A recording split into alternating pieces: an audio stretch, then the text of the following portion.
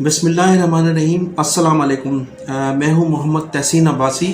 اور آپ دیکھ رہے ہیں میرا YouTube channel Pakistan time news. ناظرین، آج کے اس ولاگ میں سب سے پہلے میں ذکر کروں گا جناب اسپیکر سندھ اسمبلی آغا سراج درانی صاحب کے متعلق۔ اور آغا سراج درانی صاحب کے متعلق جو میرے پاس ایک اہم خبر ہے وہ یہ ہے کہ آغا سراج درانی صاحب کے پاس بحیثیت اسپیکر سندھ اسمبلی تقریباً 80 سے زائد قیمتی گاڑیاں موجود ہیں، اور ان 80 سے زائد گاڑیوں کے متعلق جو تفصیلات میرے سامنے آئی ہیں اس میں 22 گاڑی جو قیمتی گاڑیاں ہیں وہ آغا سراج صاحب کے استعمال میں ہیں، اور بقایا 58 گاڑیاں ان کی جو ہیں جو بحیثیت اسپیکر سندھ اسمبلی ان کے پاس موجود ہیں، وہ ان کے دوستوں کے پاس، عزیز و اقارب کے پاس، ملازمین کے پاس مبینہ طور پر بتایا جاتا ہے کہ چل رہی ہیں۔ اور ان 80 گاڑیوں کا باقاعدہ روزانہ فیول بھی لیا جاتا ہے اور سرکاری سطح پر فیول بھی استعمال ہو رہا ہے۔ اگرچہ اس وقت صوبائی اسمبلی ڈیزالو ہو چکی ہے، صوبے میں نگران حکومت موجود ہے، اسپیکر صاحب جو ہیں اس کی کوئی کارکردگی بھی اس وجہ سے نہیں ہے کہ چونکہ کوئی ایکٹیویٹیز بھی نہیں ہے، لیکن اس کے باوجود بھی ان 80 گاڑیوں کا نہ صرف فیول سرکاری سطح پر مبینہ طور پر بتایا جاتا ہے کہ فیول جو ہے وہ لیا جاتا ہے، اور فیول کہاں استعمال ہوتا ہے یہ تو اب زیادہ بہتر وہی بتا سکیں گے، لیکن 80 گاڑیاں اسپیکر سندھ اسمبلی کے استعمال میں ہیں، اور اس 80 میں سے 22 گاڑیاں ان کے بنگلے پر موجود ہیں جو ان کے ذاتی استعمال میں بتایا جاتا ہے کہ بقایا جو 58 قیمتی گاڑیاں ہیں وہ بھی ان کے ذاتی دوست، عزیز و اقارب، ملازمین میں انہوں نے تقسیم کی ہوئی ہیں، اور وہ مسلسل وہاں سرکاری سطح پر ان کا پیٹرول بھی جو ہے وہ جو فیول ہے وہ بھی وصول کیا جاتا ہے۔ تو بڑی اہم خبر ہے اور حکومت کو اس پر خصوصی توجہ دینی چاہیے۔ ایک طرف ہمارا غریب ملک اور غریب صوبہ، اور اس کے بعد پھر وہ اسپیکر سندھ اسمبلی جو ابھی ان ایکٹیو ہے اور اسمبلیاں موجود نہیں ہیں، اس کے باوجود بھی اس کے پاس ذاتی استعمال میں 22 گاڑیاں اور ذاتی دوستوں میں، رشتہ داروں میں، عزیز و اقارب میں 58 گاڑیاں۔ تو یہ بڑی حیران کن بات ہے، ہماری حکومتوں کو اس طرف توجہ دینے کی ضرورت ہے۔ ناظرین، سندھ کی سیاست کے حوالے سے آج دوسری اہم خبر یہ ہے کہ جو نئی مردم شماری ہوئی ہے اس مردم شماری کے مطابق کراچی کی 3 صوبائی اسمبلی اور 1 قومی اسمبلی کی نشست میں اضافہ ہو گیا ہے، جبکہ 3 نشستیں بالائی سندھ سے، ایک تو خیرپور، سانگڑ اور ٹھٹھا سے 3 صوبائی اسمبلی کی سیٹیں کم ہو گئی ہیں، اور 1 قومی اسمبلی کی سیٹ سانگڑ سے کم کی گئی ہے، جبکہ 3 اضلاع شکارپور، کشمور اور جیکب آباد سے یہ جو قومی اسمبلی کی سیٹیں تھیں 5 سیٹیں، اس میں سے بھی 1 سیٹ کم کر دی گئی ہے۔ ان 3 اضلاع پر مشتمل اب قومی اسمبلی کی 4 سیٹیں ہوں گی۔ تو اس طرح سے یہ جو تمام سیٹیں کم ہوئی ہیں، ان تمام سیٹوں پر ماضی میں پاکستان پیپلز پارٹی کے امیدوار جیتے رہے ہیں، تو یہ سیاسی دھچکا ہے پاکستان پیپلز پارٹی کے لیے۔ اور اس طرح سے یہ جو مردم شماری تھی جس میں پہلے تو کراچی کی آبادی کو 1.5 کروڑ ظاہر کیا گیا تھا، اس کے بعد جب متحدہ قومی موومنٹ بہادر آباد اور پھر 90 اور پھر اس کے بعد مختلف سیاسی جماعتوں کی نے احتجاج کیا تو کراچی کی آبادی کو 2.5 کروڑ ظاہر کیا گیا، اور اس میں بھی اب یہ 2 کروڑ ظاہر کیا گیا۔ بتایا جاتا ہے کہ ابھی بھی 1.5 کروڑ کی آبادی جو ہے وہ کراچی کی مردم شماری میں کم ظاہر کی گئی ہے۔ اگر وہ 1.5 کروڑ بھی شامل کر لیے جاتے تو ممکن تھا کہ کراچی کی نشستوں میں مزید صوبائی اسمبلی میں 15 سیٹوں کا اضافہ ہو سکتا تھا، اور قومی اسمبلی کی 8 سے 10 سیٹیں مزید بڑھ سکتی تھیں، لیکن چونکہ ایسا نہیں ہو سکا اور کراچی کے ساتھ ماضی کی طرح پھر ایک مرتبہ زیادتی کی گئی اور کم آبادی ظاہر کر کے کراچی کی نشستوں کو پھر اتنا زیادہ نہیں بڑھنے دیا۔ بہرحال 3 نشستیں صوبائی اسمبلی اور 2 نشستیں قومی اسمبلی کی تقریباً بتایا جاتا ہے کہ وہ بڑھا دی گئی ہیں کراچی کی۔ اس سے کراچی کی سیاست میں تو کچھ فائدہ ہوا ہے، لیکن پاکستان پیپلز پارٹی کو یہ سیاسی دھچکا لگا ہے۔ اور اس کے علاوہ جب ماضی میں بھی جو ہے وہ مردم شماریاں ایسی ہوتی رہی ہیں، اور ماضی میں بھی مردم شماری میں اگرچہ پاکستان پیپلز پارٹی لفظی جنگ تو لڑتی رہی ہے، لیکن عملی کردار کبھی پیپلز پارٹی کا نہیں رہا. وہ اگرچہ ظاہری طور پر متحدہ قومی موومنٹ کے ساتھ اس کی ہمدردی تھی، کراچی کے شہریوں کے ساتھ انہوں نے ہمدردی کا مظاہرہ کیا، لیکن عملی طور پر کراچی کی آبادی کو، پوری آبادی کو جو ہے وہ اندراج کرانے میں وہ ناکام رہے. اگرچہ وہ وفاقی حکومت کا بھی حصہ تھی پاکستان پیپلز پارٹی، اور سندھ حکومت میں تو ظاہر ہے ان کی پوری حکومت تھی. اگر وہ کراچی کی آبادی کو پوری طرح سے اندراج کروانے میں کامیاب ہوتے اور وفاقی حکومت کو مجبور کرتے کہ وہ کراچی کی آبادی کو پوری طرح سے اس جو ہے وہ اندراج ہونی چاہیے، اور مردم شماری میں کراچی کی جو 3.5 کروڑ کی آبادی ہے اس کو 3.5 کروڑ ظاہر کیا جائے، تو پھر نہ صرف سندھ کے بجٹ میں اضافہ ہو سکتا تھا، سندھ کو جو ہے ریونیو کا حصہ زیادہ مل سکتا تھا، لیکن پاکستان پیپلز پارٹی کی جو گورنمنٹ تھی انہوں نے محض اپنی حکومت بچانے کے لیے کہ اگر کراچی کی مردم شماری پوری ظاہر کی گئی اور پوری مردم شماری کو کاؤنٹ کیا گیا تو پھر پیپلز پارٹی کی مزید سیٹیں کم ہوں گی، اور اس طرح سے پیپلز پارٹی کو سیاسی دھچکا لگے گا. تو یہ 3 سیٹیں جو 2 قومی اسمبلی اور 3 صوبہ اسمبلی کی سیٹیں کم ہونے سے بھی پیپلز پارٹی کو دھچکا لگا ہے، اور اگر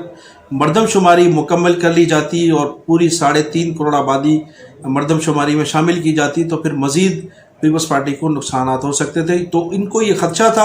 اور یہ سمجھ رہے تھے ان چیزوں کو. یہی وجہ تھی کہ ان لوگوں نے، پاکستان پیپلز پارٹی نے، کراچی کی آبادی 3.5 کروڑ ظاہر کرنے میں کبھی صاف جو ہے گوئی سے مظاہرہ نہیں کیا، اور نہ ہی وفاقی حکومت سے کوئی اس سلسلے میں احتجاج کیا کہ کراچی کی آبادی کو پوری آبادی ظاہر کیا جائے.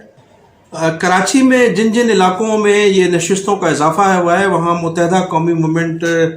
90 منا متحدہ قومی موومنٹ جسے عموماً لوگ لندن کہتے ہیں، لیکن میں ان کو اس کو 90 کی کہوں گا، اس لیے کہ متحدہ قومی موومنٹ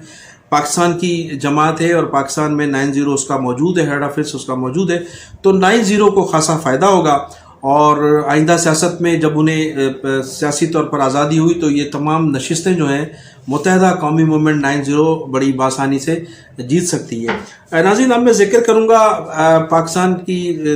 جو ایک سیاسی حوالے سے، سندھ کی سیاست کے حوالے سے، اور خاص طور پر سکھا ڈویژن کی سیاست کے حوالے سے سابق وفاقی وزیر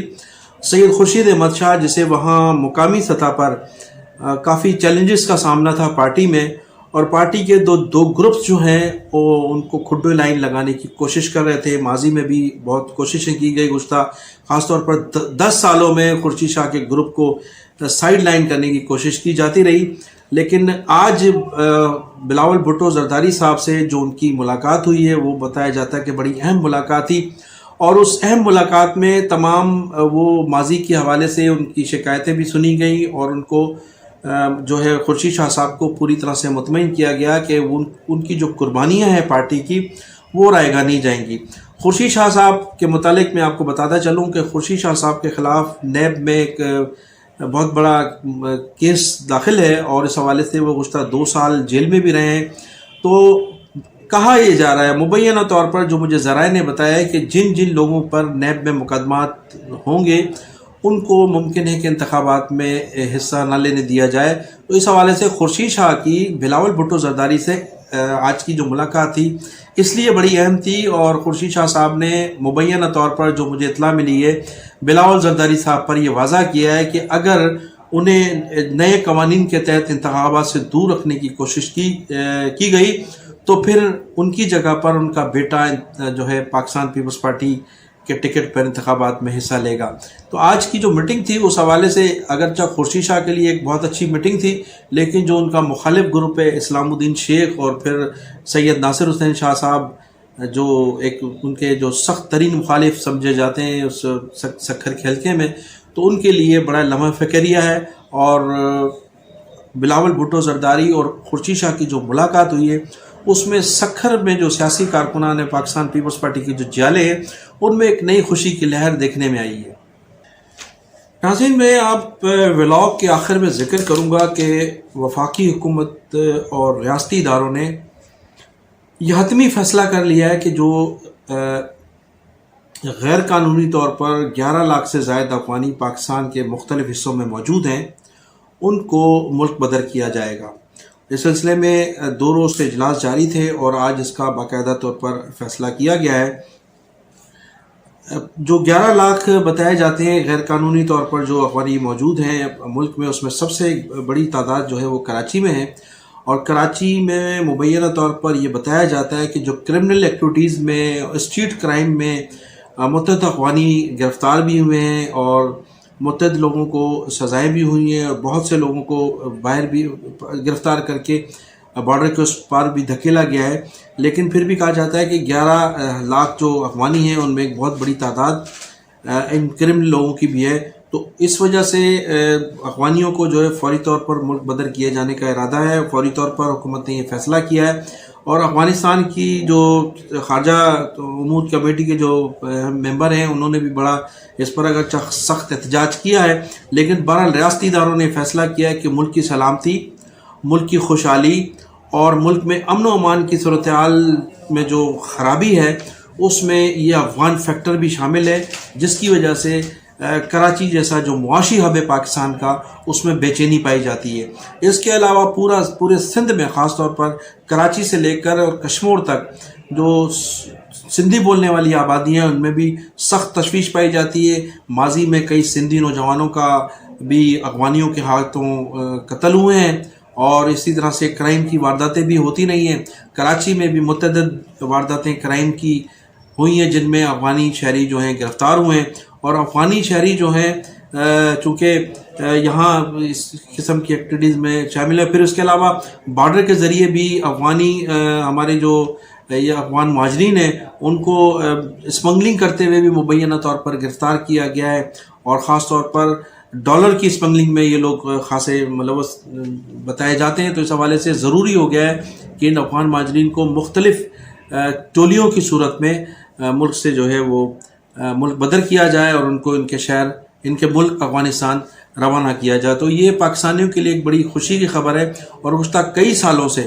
افغانیوں کی جو بڑھتی ہوئی سرگرمیاں ہیں پاکستان میں، اس کے حوالے سے پاکستانیوں میں سخت تشویش پائی جاتی تھی، اور وفاقی کابینہ اور ریاست اداروں کی جانب سے اس خبر دی جانے والی خبر کے بعد خاص طور پر سندھ کے شہریوں میں یہ خوشی کی لہر دوڑ گئی ہے۔ اگرچہ اس سے قبل بھی سندھ ہائی کورٹ نے بھی یہ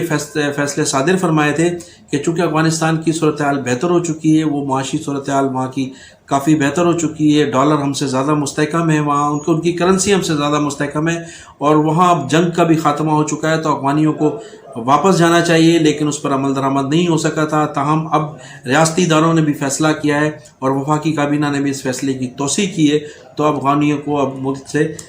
جو ہے ملک بدر کیا جائے گا۔ اس کے ساتھ ساتھ ناظرین میں ایک بڑی اہم خبر آپ کو بتاتا چلوں کہ ملک میں خاص طور پر صوبہ سندھ میں امن و امان کی بحالی کے لیے جو آئی جی سندھ اور وزیر اعلیٰ سندھ کی جانب سے جو اقدامات کیے گئے ہیں وفاقی حکومت کے احکامات کی صورت میں، خاص طور پر ریاستی اداروں کی احکامات کے بعد، تو اس میں بڑے بڑے لوگ جو ہیں وہ ملوث پائے جاتے تھے، اور ان میں بہت سے لوگوں کی گرفتاریاں عمل میں آئی ہیں۔ خاص طور پر پاکستان پیپلز پارٹی سے تعلق رکھنے والے 2 رکن سندھ اسمبلی، میر عابد حسین سندرانی اور جناب میر حاجی رؤف خان کھوسو، جن کا تعلق دونوں کا تعلق ضلع کنتکوٹ سے، یہ دونوں ایم پی ہیں۔ وہاں متعدد دنوں سے چونکہ اغوا برائے تاوان کے سلسلے میں احتجاج کا سلسلہ جاری تھا، اور جو مغوی تھے ان کی جانب سے بھی یہ اطلاعات ملی تھی کہ مبینہ طور پر ان کے اغوا میں یہ لوگ ملوث تھے، تو پولیس نے بتایا جاتا ہے کہ ان کو گرفتار کر لیا اور گرفتار کر کے کسی خاص مقام پر ان کو منتقل کر دیا ہے۔ تو اب اس گرفتاریوں کا سلسلہ جو ہے شروع ہو چکا ہے۔ کچے کے ڈاکوؤں یا پکے کے ڈاکو، ان کی گرفتاری عملی طور پر اب شروع ہو چکی ہے۔ میں انہی الفاظ کے ساتھ آپ سے اجازت چاہوں گا کہ آپ میرے چینل کو سبسکرائب بھی کیجیے گا، اور کمنٹ سیکشن میں جا کر اپنی قیمتی رائے کا اظہار ضرور کیجیے گا۔ پاکستان زندہ باد۔